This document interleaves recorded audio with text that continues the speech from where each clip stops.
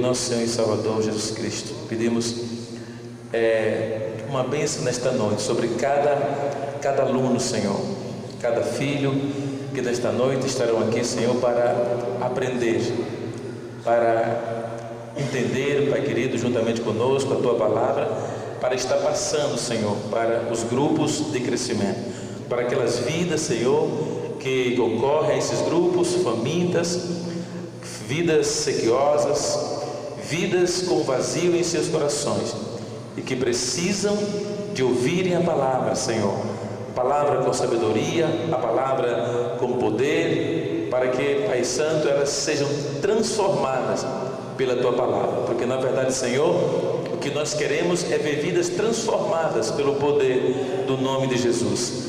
Pai, repreendemos todas as forças do inimigo, todas as forças satânicas, que já são forças derrotadas, são poderes derrotados, porque Jesus Cristo, Senhor, já os venceu. Jesus Cristo já o destronou, estes poderes, e nos deu a vitória através da sua morte e através da sua ressurreição. Pai querido, nós repreendemos todo o mal, Senhor, toda força que muitas vezes intervém contra os seus filhos, Pai querido, contra os seus projetos, ó Deus, e nós repreendemos nesta noite, Pai, em nome de Jesus de Nazaré. Nós repreendemos todas as forças diabólicas, Senhor, todas as forças satânicas, nós repreendemos agora, Pai, e declaramos, Pai querido, a vitória pelo poder do nome de Jesus. Mantemos a vitória de Cristo, aleluia, sobre todos esses poderes, Pai, e pedimos as Tuas bênçãos gloriosas sobre nossas vidas, Senhor, e as vidas dos nossos amados irmãos, Senhor, que estarão nesta noite sendo ministrados à escola de ministério. Abençoa os que já estão e aqueles que estão a caminho, Pai, traga-os, Senhor amado, e abençoe-os grandiosamente. Nós te pedimos e te agradecemos em nome de Jesus. Amém. Glória a Deus. Queridos, abramos Romanos capítulo 5. Nós vamos hoje estar tocando o capítulo 5 e nós estamos aí finalizando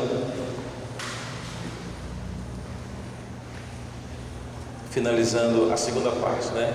Página 17, por favor. Página 17. E na continuidade da semana passada, letra C. Página 17, letra C, que fala sobre os benefícios espirituais da justificação. Os benefícios espirituais da justificação, né? Semana passada nós falamos sobre a maneira que Cristo nos justificou, e hoje nós vamos concluir essa parte sobre os benefícios, né?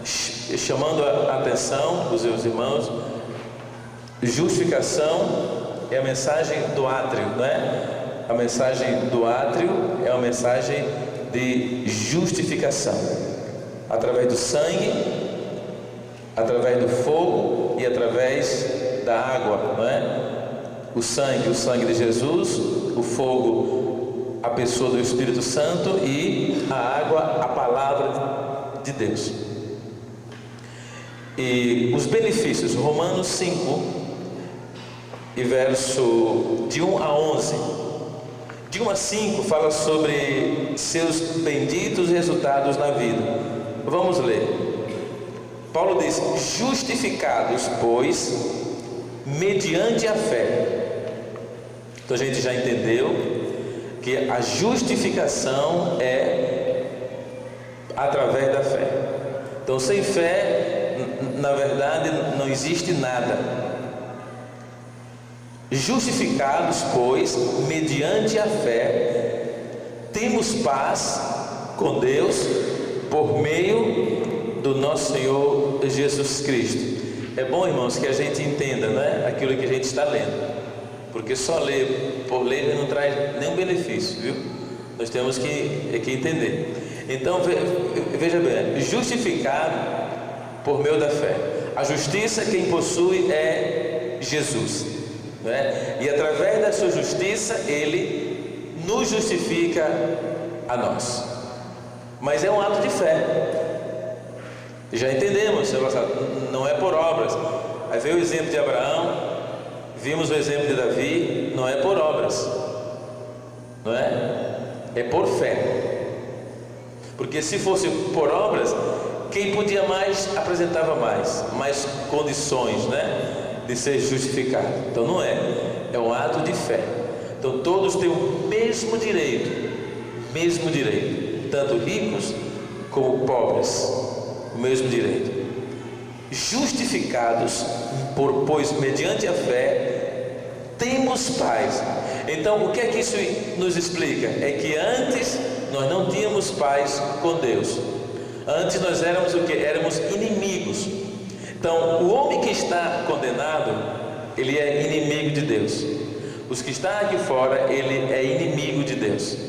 Os que querem pela fé a justificação, então eles passam a ser amigos só depois que a pessoa aceita a justificação, é que ele é constituído amigo de Deus. Então todas as pessoas que estão condenadas não são amigas de Deus, não é? Então não pode adquirir nenhum benefício que venha através da redenção. Pode ter benefícios da criação. Quais são os benefícios da criação que o homem tem? O direito de viver, não é? O direito dos órgãos viverem para mantê-lo vivo, o direito do sol, o direito da chuva, o direito dos rios, não é? Das sombras. São direitos naturais que todos os seres humanos têm. Agora, direito de salvação, aí já muda. Direitos naturais e direitos salvíficos, não é? Porque todo mundo, seja crente ou não crente, tem os direitos naturais, não tem? Ou não? Todos. Deus manda a chuva para todos. Se o crente semeia 1 hectare, vai colher 1 hectare. Se o ímpio semeia 10 hectares, vai colher 10 hectares, ok? Então, dentro do reino natural de Deus, então, Deus dá oportunidade para todos, de forma igual. Agora, no que concerne a salvação, então é diferente. É condenado, é inimigo de Deus. Espiritualmente, Deus não reconhece nem como ser humano, né? Deus não reconhece o inimigo dele, pessoa que não quer Jesus. Então lá na frente a gente vai ver, quando chegar em Romanos 6, e uma pessoa ímpia que faz as coisas boas, que é um bom homem, uma boa mulher, honesto, sincero, fiel, mas é ímpio, ele tem o mesmo direito do crente que aceitou Cristo e também é como ele? Se fosse assim, não, irmão, o sacrifício de Cristo não tinha valor nenhum, não é? Não tinha valor nenhum. Então a gente vai entender bem, porque isso são problemas também que vocês podem enfrentar nos grupos. Pessoa dizer, não, eu sou uma pessoa boa, eu sou melhor do que muitos crentes. Pode ser, não é? Mas vai como os muitos crentes que ele diz, para os quintos dos infernos, né? Porque não tem nada disso. É como meu irmão disse, não, eu sou melhor do que muitos crentes. Ele me dizia, eu dou trabalho para minha casa para a igreja, né? E não sou adúltero, não sou um montão de coisas. Eu digo, tudo bem, agora se você não aceitar Jesus Cristo, vai para o inferno, rapaz. Não adianta, você pode ser a pessoa mais boa do mundo, sincero como você diz que é, honrado, tudo que você ser. Agora se você não aceitar Jesus Cristo como o Senhor da sua vida, você vai ser condenado, rapaz, não é? E às vezes, irmãos, a gente se engana, como o tradicionalismo, quando uma pessoa se converte, a gente quer que já no outro dia, no mesmo dia, aquela pessoa mude, né? Mude de atitude. A gente quer que se ele fumava, não fume mais, né? É por isso que muitas das vezes, quando uma pessoa dessa que não se converte, quer dizer, realmente ele não se converte, não volta, não deixa de seguir à frente do seu pecado, se ele não se converte realmente, um dia, quando ele abandonar a igreja, porque se ele é crente, irmãos, ele é crente em Jesus. Porque tem gente que diz assim: não, eu não vou mais para a igreja, não, eu abandonei a igreja, não é assim? Eles nunca dizem assim: eu abandonei Jesus, eu não quero mais Jesus. Não, eles dizem assim: não, eu abandonei a igreja, eu não vou mais à igreja. Não, ele nunca foi convertido, ele mudou de religião somente. É por isso que quando essas pessoas se desviam ou já são desviadas, ou quando publicam o seu erro, o seu engano de ter se convertido, coisa que não fez, a primeira coisa que a pessoa volta a fazer é o que sempre fazia. Irmão, uma pessoa convertida, ele pode ficar fraco na fé, né? Mas uma pessoa convertida que fica fraco na fé, ele não volta a praticar as coisas do mundo, sim ou não? Ele não volta a praticar. Ficou fraquinho, agora eu vou beber, agora eu vou fumar, agora eu vou adulterar. Não, ele fica fraco, angustiado, né? Com dramas na vida dele, pede ajuda a um, uma oração a outro, né? Pede ajuda para se fortalecer. Mas a pessoa que não é convertida ainda, ele nunca muda a sua atitude. Porque, irmão, olha, uma pessoa que é convertido, quando ele não é convertido, ele tinha essa direção aqui, sempre anda em linha reta, vai embora. Uma pessoa que se converte, no meio da estrada, ele se converte, ele volta, ele dá meia volta, não dá? Ele vai numa direção, ele está indo para o inferno. Aí ele começa a se arrepender dos seus pecados, se arrepender da sua velha vida, se arrepender de suas atitudes, reconhece Jesus como Senhor da sua vida, né? E chora aquela miséria que ele vivia, sente pesar por o mal que ele praticava. Ele para e dá meia volta, ele retorna. Conversão quer dizer retornar. Então ele retorna à direção que ia. Isso é conversão. Mas tem muita gente, irmãos, que não se convertem realmente. Se converte de nome, mas pelos atos eles não se convertem. Porque pelos atos eles seguem andando em linha reta, sim ou não?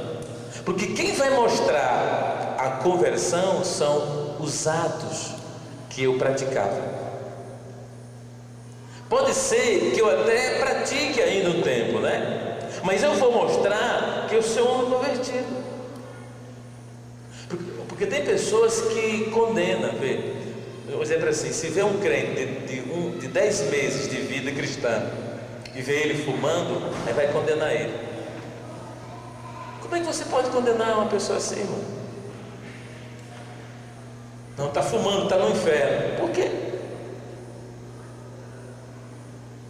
Lembre-se que a conversão, ela vem junto com a regeneração. Conversão quer dizer nascer outra vez. Eu posso nascer de novo, mas eu vou crescendo, não vou crescendo? Ou eu já nasço grande, assim? Não, pequenininho. Eu nasci pequenininho e fui crescendo, né? Cheguei até essa estatura de um ser humano adulto. Espiritualmente é a mesma coisa. Agora, regeneração é outra coisa. Eu me converto hoje eu nasci de novo, mas a minha vida de regeneração ela pode levar alguns dias ou alguns meses. Porque tem uma pessoa que fuma desde adolescente. Só o milagre que vai fazê-lo deixar de beber, sim ou não? Só o milagre. Mas se não acontecer um milagre na vida dele, ele vai deixar paulatinamente. Concorda comigo? Ele vai lutar para, né, ir fumando. Eu conheço pessoas que se converteram mesmo em Jesus, mas deixaram de fumar depois de 10 meses. 10 meses. Um dia eles me disseram: pastor, parei com o cigarro. Hoje não fumei mais nenhum cigarro. Então estou liberto. Porque ontem ele tinha fumado ainda 2 cigarros, mas hoje, como fosse hoje, né, não fumei nenhum. Então Jesus me libertou tal dia, eu fui liberto totalmente. Mas tem pessoas, irmão, que pela tradição, quando vê alguém, um crente de 10 meses, 5 meses, 6 meses, fumando, aí não dá a paz do Senhor para ele. Na verdade, nem entende o que é a paz do Senhor, né? Porque a paz eu posso dar a qualquer pessoa. Porque se a pessoa não tiver, ela volta para mim, diz a Bíblia. Então a gente não entende o mundo espiritual, pensa que o mundo espiritual é igual a isso aqui. Aí a gente fica enganado pelos atos e desobedecemos a palavra. Porque quando Jesus Cristo ensinou o assunto da paz, olha, quando mandou eles para as cidades, os seus apóstolos, disse assim: olha, vocês vão, a casa que vocês chegarem, digam assim, olha, que a paz de Deus esteja sobre esta casa. Se naquela casa tiver algum filho da paz, olha aí, a minha paz repousará sobre ele. Se não tiver, ela volta para vós.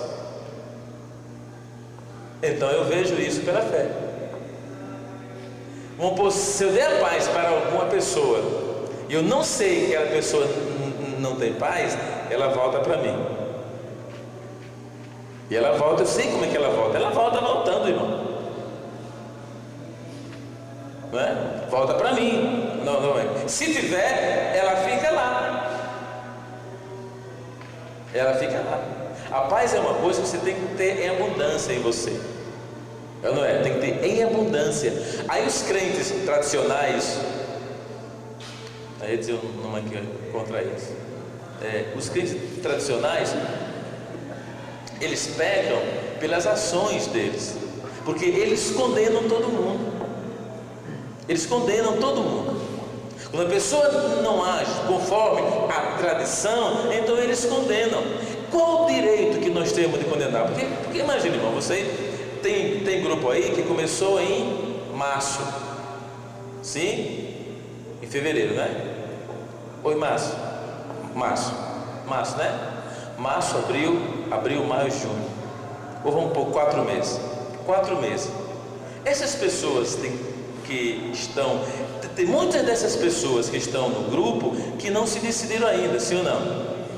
Que não se decidiram ainda. Tem muitas que já se decidiram, sim ou não? Mas muitas dessas que já se decidiram, irmãos, ainda estão no processo de limpeza, de regeneração. É o processo mais horrível que possa existir, não é? É um processo difícil, né? Essas pessoas estão sendo discipuladas por você. Então a gente tem que entender isso que eu estou falando agora. Isso que Paulo diz aqui na carta: justificados, pois, mediante a fé. Agora é o seguinte, assim, se eu condeno alguém, irmão, eu estou dizendo que essa pessoa não tem paz com Deus, porque se converteu, mas ainda não se libertou de certas coisas. Não é verdade? Não se libertou de certas coisas. Pior, o crente velho, irmão, que não se libertou ainda de certas manias. Sim ou não? Tem crente cascudo, né? Escamado, tipo peixe, né? Amém que a gente é peixe, né? Escamado, já que escamas firmes, que tem problemas ainda, irmãos, de vida cristã, tem problemas de relacionamento, tem séries de problemas bíblicos, né? Agora você imagina um novinho na fé, novo convertido. Então nós temos que ter paciência com essas pessoas, irmão. Sim. Quanto tempo você é crente? 3 meses. Ainda está esfumando, rapaz. Não tem vergonha, não. Não, você não vai dizer isso, não, irmão. Quem foi que disse que você é o Espírito Santo? Ué, tu és o Espírito Santo? Tu és? De repente eu não sei. Daqui alguém aqui? O Espírito Santo é o Espírito Santo, irmão. E esse trabalho é dele, é exclusivo. Ele, porque só ele sabe fazer as coisinhas certas, não é? Ele é sensível, ele é paciente, ele espera, né? Ele está ali falando com a pessoa, trabalhando até um dia a pessoa se liberta. Amém, aleluia. E nós somos a fonte disso, né? Estamos levando a palavra de Deus para essas pessoas. Mas quem liberta realmente as pessoas. Por isso, irmão, que nas nossas igrejas tem um maior índice de desviados dentro da igreja. Não sabia não disso? E esses desviados se transformam em rebeldes dentro da igreja. Porque você não vem me dizer, irmão, que uma pessoa convertida causa problema. Causa não. Nenhumzinho assim, nenhuma unha, nenhuma flepinha ele não causa. O convertido mesmo, que já deu meia volta, ele não causa problema nenhum. Então vocês estão trabalhando com vidas que estão sendo transformadas pelo Espírito Santo. Amém? Vocês estão pastoreando vidas. Vocês são pequenos pastores, pastoras, pastoreando vidas nesses grupos,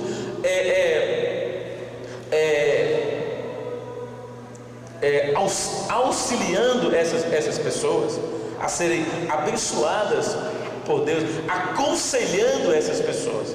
Nenhuma das pessoas me procuraram ainda, nenhuma. Por quê? Porque vocês estão atendendo essas pessoas. A ideia não é que o pastor tem que fazer tudo, ou não é? Que o pastor faz tudo, né? Ideia do diabo. O pastor tem até, irmão, se der, limpar as nossas casas, fazer tudo assim. Não é. Mas essa ideia que nós estamos tendo é bíblica. Eu disse: ide e fazei discípulos. E o discípulo se transforma em apóstolo e vai ganhar discípulo se transforma, e é isso aí, né? E cada membro de uma igreja, cada membro do corpo de Cristo vai ter a sua experiência como um ministro. Uma igreja dessa, irmão, se tivesse a estrutura de uma igreja lá, nós já deveríamos ter aqui pelo menos 3 pastores trabalhando, sem falar dos coordenadores de grupos, não é? É por isso que esse trabalho é um trabalho glorioso, mas é um trabalho passo a passo, porque estamos preparando obreiros para amanhã. Amém? Obreiros para amanhã. Como eu disse, se a gente continuar da visão que nós temos colocado, com esse ano, mais 2 anos, a história dessa igreja vai estar outra história, outra igreja, e acabou. Aí ninguém mais pega, ninguém mais, irmão, faz parar nada, porque é uma igreja com uma visão de crescimento de igreja, uma visão de mundo, de buscar vidas que estão lá fora, né? Agora, para isso, nós temos que parecer com o Espírito Santo. Se Ele estiver dentro de nós, a gente vai fazer as coisas que Ele se agrada, sim ou não? Não vai fazer as coisas que agrada a nós, vai fazer as coisas que agrada a Ele. Hoje eu conversando com uma pessoa, falando, mas a minha mente vagueando pela Bíblia. É possível, não é, irmão? Ouvir alguém e o Espírito sair andando. Somos espírito, alma e corpo. Então, se o Espírito está atento, a alma pode estar andando na Bíblia, né? Eu comecei a pensar, sabe do que, irmãos? Vários milagres que fez Jesus Cristo, ele dizia assim, ó: levanta-te, toma o teu leito, vá para a tua casa, não é assim? Às vezes ele não dizia, né? Siga-me, né? Siga-me. Mas às vezes ele dizia: levanta-te, toma o teu leito e vai para a tua casa. Aí tem até uma piadinha que um rapaz estava pregando, quando ele orava por enfermo, disse: irmão, agora você pode ir para a sua casa e tome leite. Leite? Onde é que está? Está na Bíblia, rapaz. Na Bíblia, tem que tomar leite. Aí ele está perguntando para ele. Disse: não, foi Jesus que disse: olha, levanta, toma leite e vai para a tua casa. Mas não foi assim, né? Que Jesus. Aí eu estava meditando sobre isso. Ir para casa, levar o leite. Jesus disse: deixa aí, não, pega o seu leito, né, o seu lugar onde você estava deitado, e vai para a tua casa. Aí, irmão, veio assim como um raio a definição disso aí. Por que Jesus Cristo disse isso? Sabe por quê, irmão? Porque a nossa vida cristã começa em casa. É em casa. Eu não posso ter uma cara na igreja e uma cara em casa. Em casa eu sou cara de mamão, acho. Na igreja eu sou cara de melancia, ou vice-versa. Não pode. Eu tenho que ter uma cara só em casa, na igreja, em qualquer lugar. Sim ou não? Qualquer lugar. Então, levanta, vai para a tua casa. Você vai dizer, siga-me, né? Porque essa pessoa tinha problema que resolver em casa. Resolve os seus dilemas em casa. Seja um testemunho em casa. Seja uma bênção em casa. Seja um testemunho em casa. Porque ele não dizia isso só por dizer, irmão. Só para encher folhas de papel. Ele disse com uma razão. Sim ou não? Com uma razão. Então eu pensava sobre isso. Crentes que se convertem, mas não são convertidos nas casas. São convertidos na igreja, né? Pai do Senhor, irmão. Aí quando inclina assim, é uma árvore seca, estrala, porque ninguém escuta, mas estrala todinho. Porque uma vara verde, irmão, ela não estrala quando dobra. Sim ou não? Mas uma vara seca estrala, não é? Às vezes a gente tem duas atitudes. Tem uma atitude na nossa casa e uma atitude fora de casa. Agora, como é que eu vou passar isso para um discípulo? Por isso, irmão, que Jesus pegou esses homens, disse, sigam. Agora, era bonzinho? Não era. Sigam, era tudo ruim, né? Pedro era briguento, João e Tiago eram terríveis, tinha encrenqueiro, Judas tinha o seu drama, Simão, o Zelote, era um revolucionário terrível, o diabo, o Império Romano, era tudo gente do bang bang. Ele disse, siga-me. Aí a gente sabe, quando Jesus estava presente, eles eram uma pessoa. Quando Jesus estava ausente, eles eram outras pessoas. Não é assim? Era outra. Agora, por que razão? Porque ainda não eram convertidos, irmão. Não eram convertidos. Eles se converteram depois, só depois. Não diz Jesus, Pedro, quando te converteres? Ele disse para Pedro, quando te converteres? O que foi que ele disse? Quando te converteres? O que foi? Acho que o nosso drama é bíblico. Foi o que ele disse, irmão. Jesus, Pedro, quando te converteres. O que foi? Estou esperando. O que foi que Pedro disse, irmão? O que foi que disse Jesus? Quando Pedro se convertesse, o que ele tinha que fazer? Exatamente, mas qual foi, irmão Eliseu, a palavrinha que ele usou? Confirmarás. Irmão Eliseu, tem Bíblia aí, aprenda aí, vai ler. Confirmarás.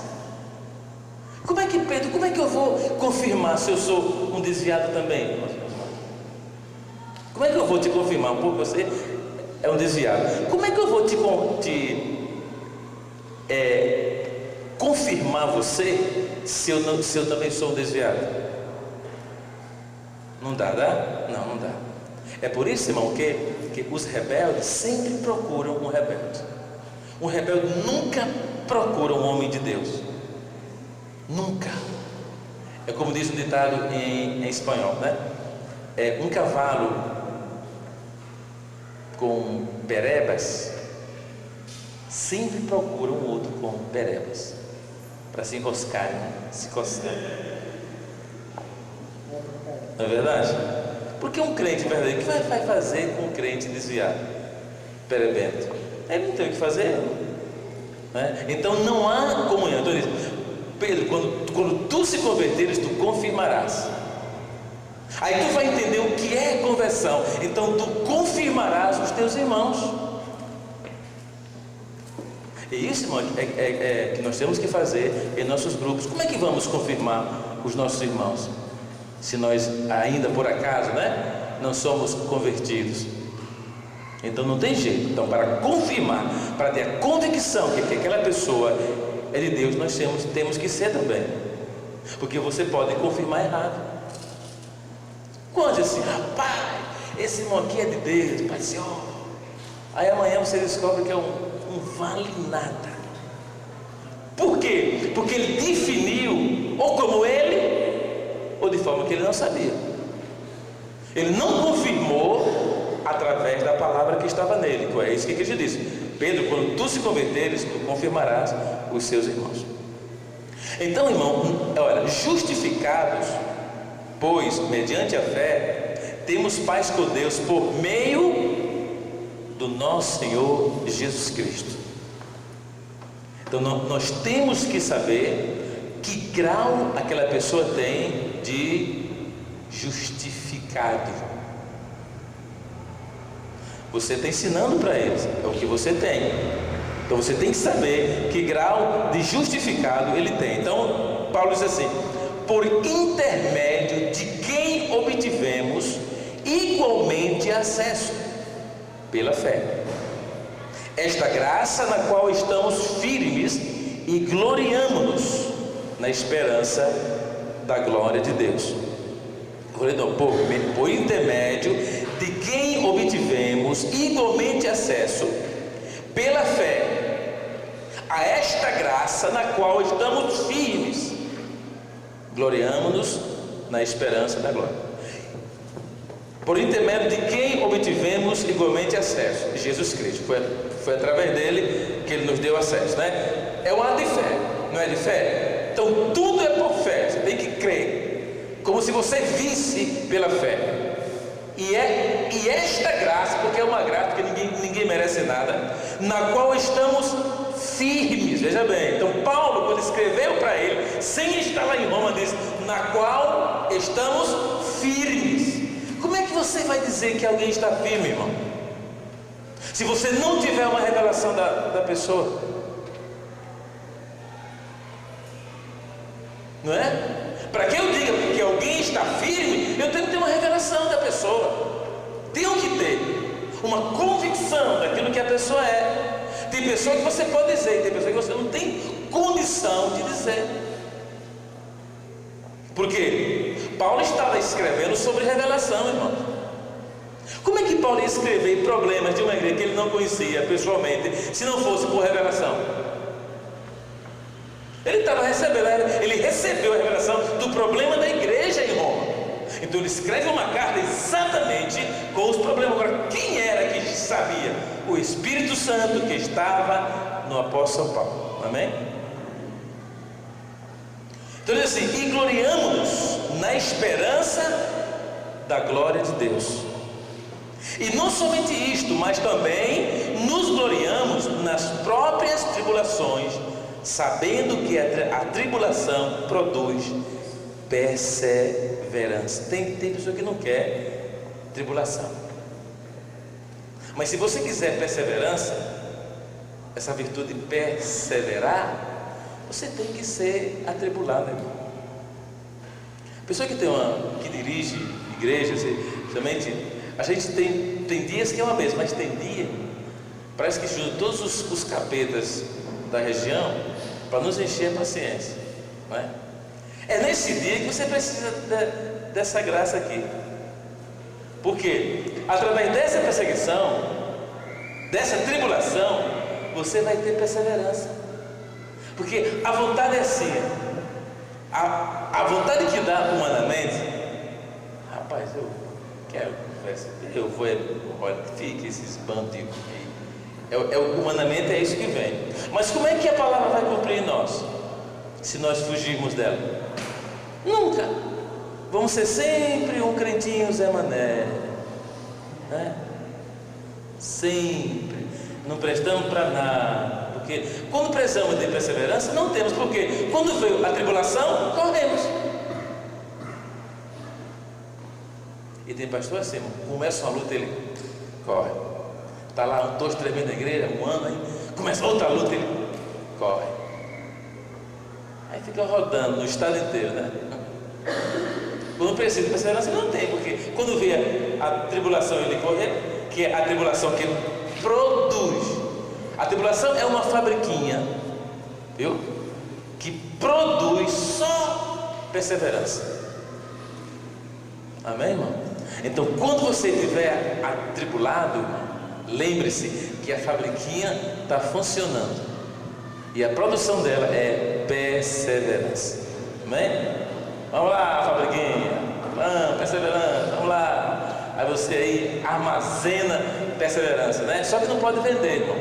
Você não pode vender a perseverança, porque cada um tem que ter essa experiência, essa fabriquinha, tá? Cada um de nós temos que ter. Só que é bom a gente ter em reserva essa fabriquinha, esse acúmulo de perseverança. Amém? Então por quê? Porque todas essas coisas, irmão, a pessoa que estudou Jesus, ele vai começar a ter problemas com o vizinho, não vai? Com a família, sim ou não?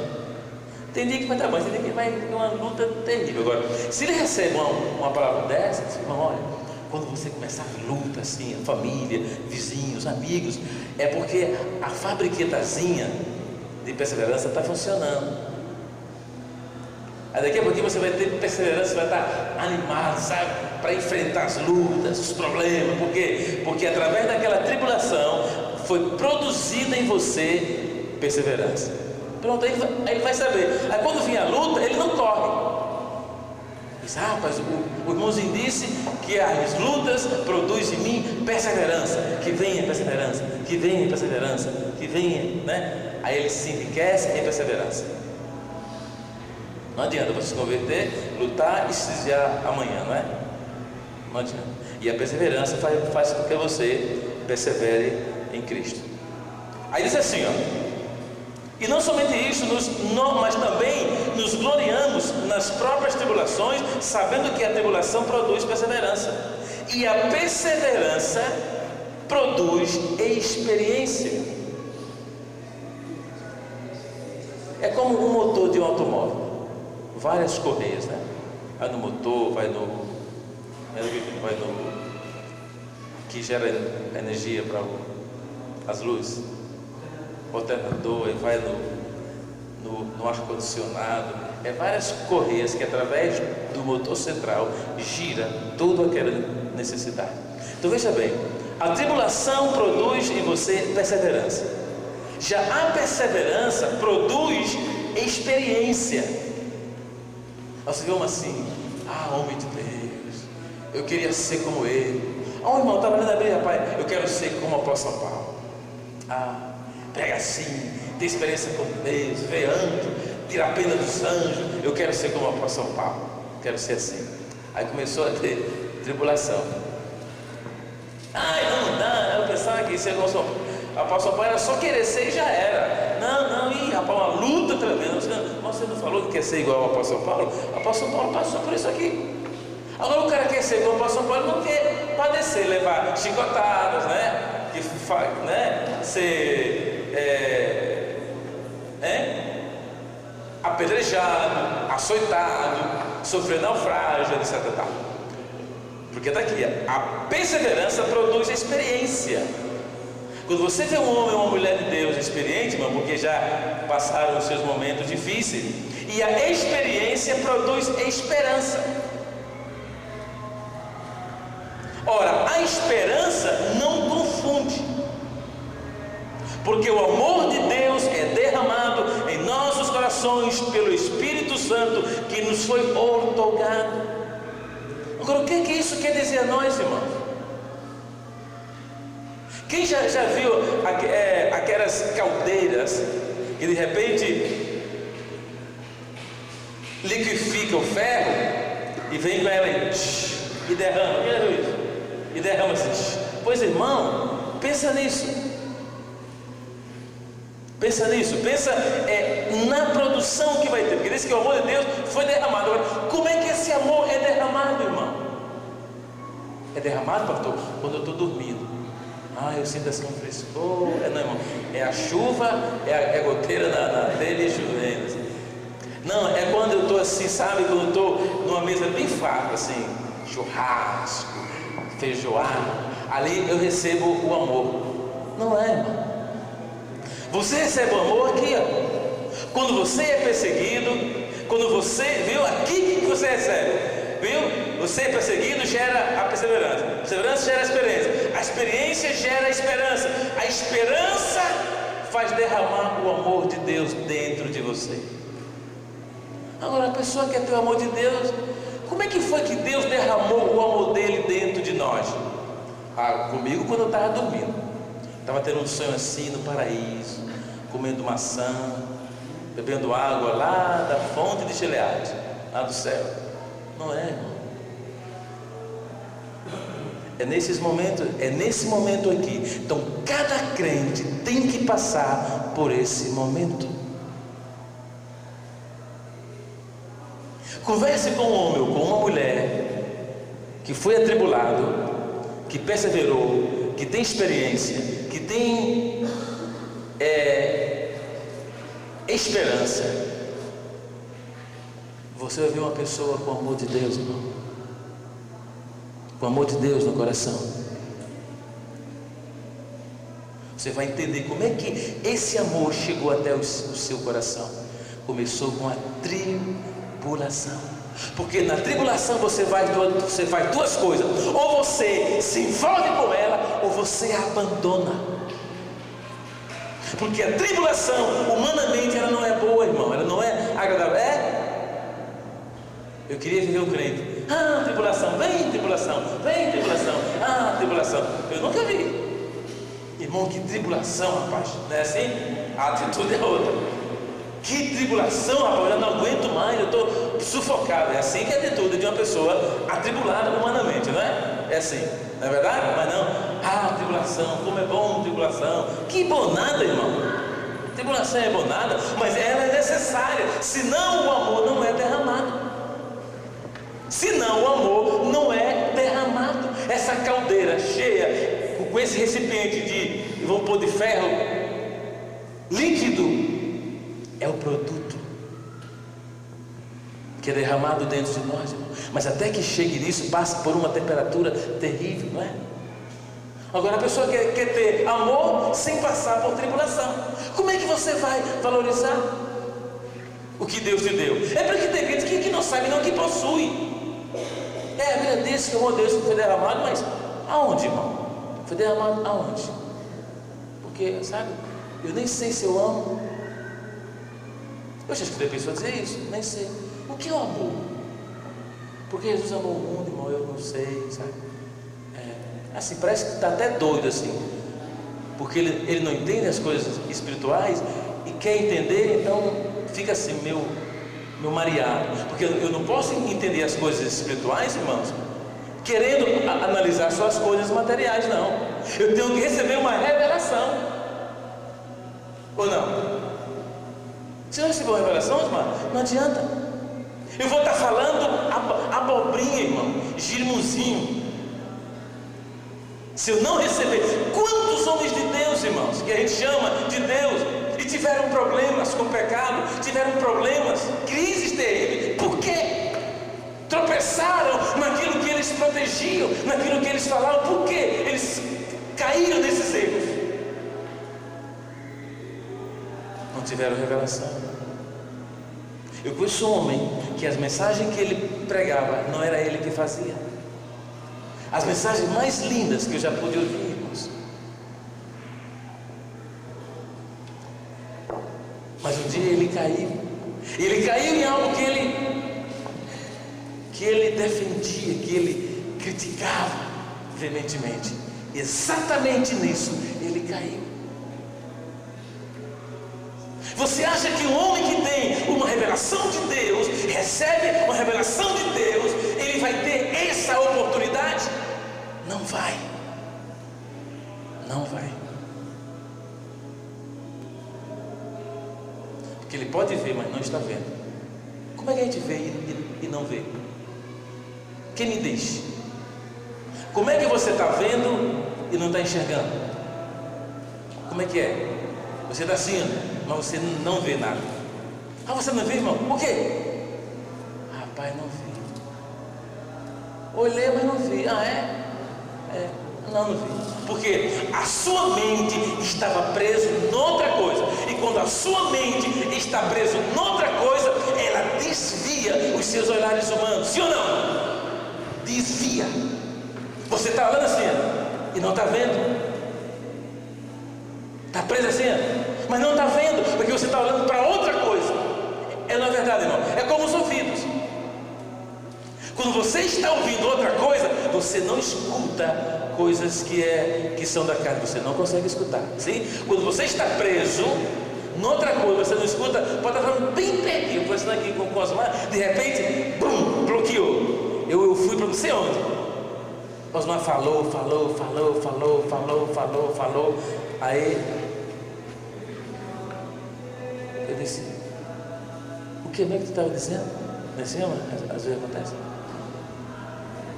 E quando acontece com a esposa, meu irmão, aí é cruel, né? A esposa está falando contigo e você de repente, plum, bloqueia. Aí tu vai lá para Gênesis, Êxodo, Levítico, tu vai lá, as cartas paulinas, entendeu? Aí tá lá, de repente tu volta. Quando tu voltas, a história já terminou e ela está perguntando o que é que você acha. Não é? Você vai dizer o quê, irmão? Você não vai inventar a história. Você não vai inventar a historinha, porque ela está esperando que você responda. Mas você estava longe, mas estava bem pertinho. E não consegue saber o que foi que ela disse, sim ou não? Isso aí é espiritual. Aí você entende. Você pode estar perto e estar longe. E no céu, e não saber o que a pessoa que está ao seu lado, falando até com a voz um pouco alta, e você não ouvir nada. Aí tu quer inventar, e tu escutou assim a última frase? Não, mas é isso, você está certo. Está certo o quê? Está certo o quê? Não, sobre isso aí que você disse. Mas o que foi que eu disse? O que foi?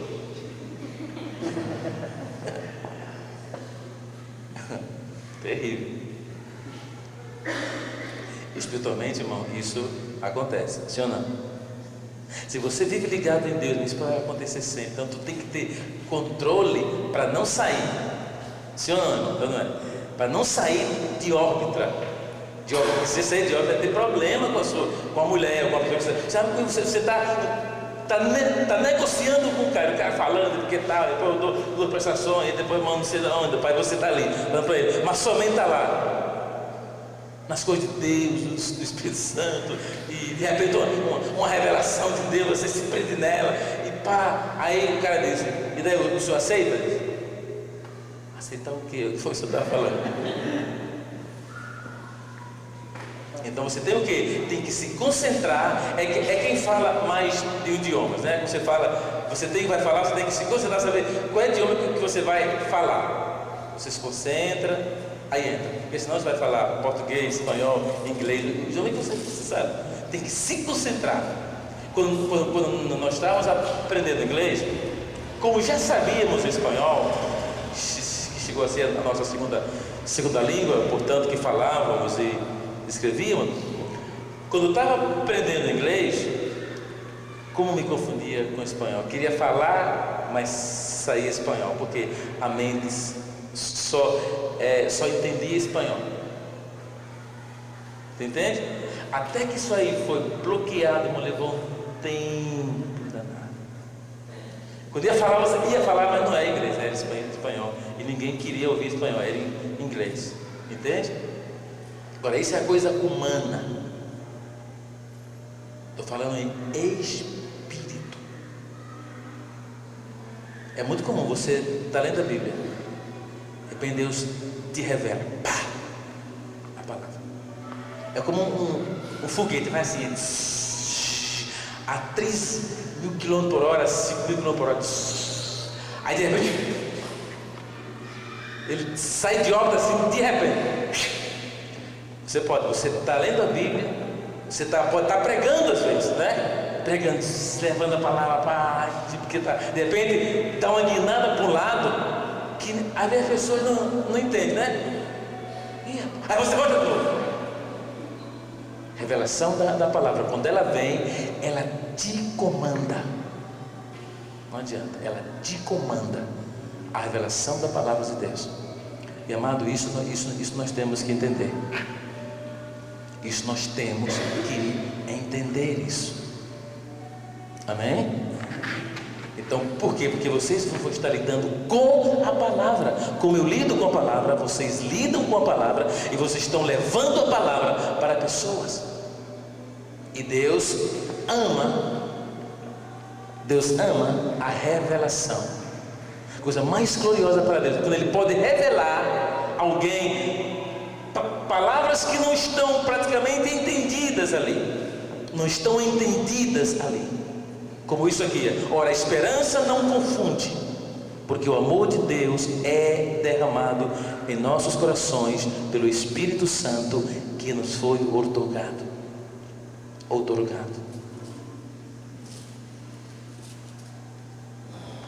É por isso que pouca gente ama, irmão. Pouca gente ama. Por quê? Porque ninguém quer ser atribulado. Ah não, eu pensava que aceitar Jesus é diferente. Eu ia para uma luta. E quando eu não era crente não tinha luta. Então, rapaz, está errado esse negócio. Eu devia não ter luta, mas eu tenho luta. Eu vou voltar a ser do mundo de novo. Não quero luta. Você tem que ensinar, não pode sair sem resposta não, peraí. Você está tendo luta porque o amor de Deus está querendo se derramar dentro do seu coração. E quando ele for derramado, você vai agir diferente. Você vai conseguir amar a sua esposa diferente. Você vai conseguir amar os seus filhos diferente. Você vai conseguir amar os seus vizinhos diferente. Você vai conseguir amar diferente as pessoas. Você vai saber relevar as coisas. Você não vai dar muita importância para as coisas da carne. Você vai saber caminhar. Quando o amor é derramado, essas coisas acontecem em nós. E como é que a pessoa vai entender? Através da palavra e através da revelação da palavra. Então ele diz, seus benditos resultados na vida. Porque como é que vem, irmão? Como é que esse amor é derramado? Quando eu aceito a justiça. Porque quando eu aceitei a justiça de Jesus Cristo, eu comecei a ser atribulado. O crente que recebe a justiça pela fé e que não começa a ser atribulado, ele deve orar para começar a ser atribulado. Senhor, está tudo errado, porque é como a mulher esperando o neném. Chegou o dia, 10 dias, mais 10 dias depois, chegou o dia, já está passando 11 dias. Tem que procurar um médico, saber o que está acontecendo. Sim ou não? Como é que está acontecendo? Porque está tudo errado ali. O filho está saindo e não saiu. Pronto. Não, irmão, tudo bem. E luta? Nenhuma. Ao se encontrei depois de 10 anos, aí, tudo bem. E luta? Nenhuma. E, rapaz, tá mal. Rapaz, você tem que orar para vir luta, porque aí tu pega assim o meu, como é que chama? Que usa os médicos? Tetoscópio, né? Aí você põe o tetoscópio espiritual e escuta o coração deles. Aí quando bater assim, tum, tum, tum, tum, tum, tá cheio de amor, mas quando bater assim, tum, tum, tá quase morrendo.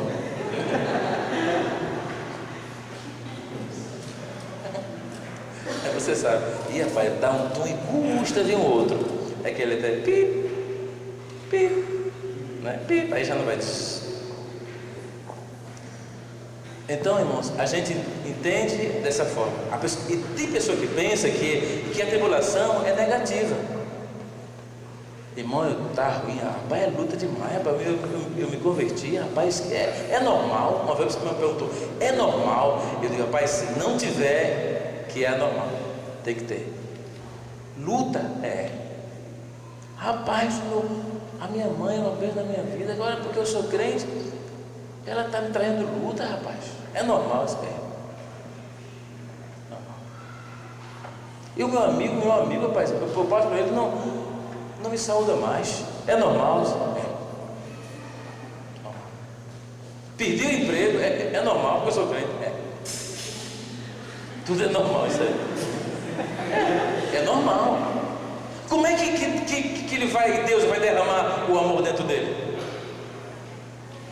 Não, é normal. Agora, quando Deus reverter a sua sorte, irmão, Aí pode construir celeiros. Amém? Que é esse? Aí é aquele crente, rapaz. É ele. É ele, rapaz. Como é que você conseguiu? Luta, muita luta. Não é? Com luta, rapaz. Tribulação, perseguição, entendeu? Mas Deus me deu graça, me deu força, e eu estou aqui. É uma bênção, não é? É ou não é? Luta. Através de luta, não é? Porque tudo vai bem. Peraí, irmãos, os conceitos estão equivocados. E nós pensamos assim. Tem crentes que quer vez, uma pessoa uma vez conversou comigo, não estava vindo mais na igreja. Ah, pastor, tanta luta lá em casa. Então não vai acabar não. Não vai acabar não, né? Não é melhor você voltar logo para a igreja, que não vai acabar não. Quando você abraça Jesus, o mundo começa a girar de forma diferente espiritualmente. Você entrou num reino que você ainda não conhece. Você tem que conhecer esse reino. É o reino de bênção, é o reino de prosperidade, é o reino de saúde, é o reino de salvação, é o reino de Deus na sua vida. E o diabo ele não vai querer que você permaneça nesse reino. E ele vai trazer problemas. Só que esses problemas que ele vai trazer, rapaz, vai gerar tanta coisa boa dentro de você que é impressionante. E uma das coisas que vai gerar é amor. Ai meu, você sabe o que é a coisa? Lá eu tinha um amigo, rapaz, eu odiava ele. Mas depois que eu virei crente, ele disse assim, né? Depois que eu virei crente, não é que eu já estou gostando dele de novo, rapaz. Era um amigo velho, tivemos uns problemas. E quem que gera isso em nós, irmãos? Se não Deus? Sim ou não? Só Deus. Como foi que Deus nos amou primeiro? Porque nós éramos inimigos dele. E ele nos amou primeiro. Nos amou primeiro. Aí se você ler o que a Bíblia diz, o que Paulo disse, que Cristo aprendeu a obedecer pelo tanto que o quê? Pelo tanto que padeceu. Ah, quer dizer que a obediência só vem no padecimento. A submissão. Um exemplo. Pais que não disciplinam os filhos. Pais, como é que vai vir a submissão dos filhos para com os pais? Quando? Como é que vai vir? Como é que vem? Se você não fazer o seu filho padecer, e só se aprende padecendo, ele nunca vai submeter às suas ordens. Nunca. Sabe quando é que o filho respeita o pai? Quando ele padece. Porque a natureza é tão impressionante, irmão, de Deus, que está na Bíblia que o filho pede a disciplina. O filho pede a disciplina. E quando o pai e a mãe não disciplinam, eles se destroem. Por isso que ele diz: ensina o seu filho com vara. Não é com pau de lenha, dá até matar não. Então você vai preso, é com vara. Porque a criança só aprende através do toque. Isso é padecer, não é? Padecer, não é matar. Ele vai aprendendo. Você vai corrigindo ele vai aprendendo. Quando fica grande, agradeça ao meu pai e à minha mãe, porque souberam me disciplinar, me ensinar. Eu não queria aprender piano, mas eu fui até que hoje eu agradeço ao meu pai, minha mãe, porque me insistiram e eu aprendi a agradecer. Aí quando o filho cresce e não é disciplinado, irmão, se ele puder, ele mata o pai e a mãe.